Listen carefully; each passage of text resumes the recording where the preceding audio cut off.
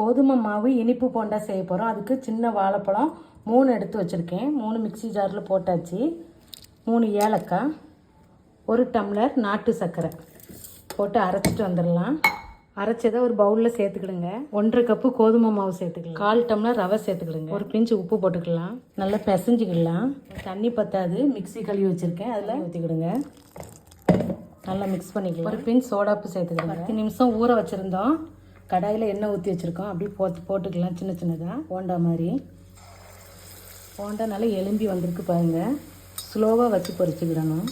அப்போ தான் உள்ளது வேகும். ஏன்னா நம்ம நாட்டு சர்க்கரை போட்டிருக்கோம். ஸ்லோவாக வச்சு வேகும். போண்டா சூப்பராக வந்துருச்சு பாருங்கள். பார்க்குறதுக்கு எப்படி குலோப் ஜாம் மாதிரி இருக்கா? சூப்பராக இருக்குது. சுவையான டேஸ்டான கோதுமை மாவு இனிப்பு போண்டா சூப்பராக ரெடி பண்ணியாச்சு. 10 நிமிஷத்தில் உங்கள் குழந்தைகளுக்கு ஈவினிங் ஸ்நாக்ஸாக செஞ்சு கொடுங்க. இந்த வீடியோ பிடிச்சிருந்தா லைக் பண்ணுங்கள், ஷேர் பண்ணுங்கள், சப்ஸ்கிரைப் பண்ணுங்கள்.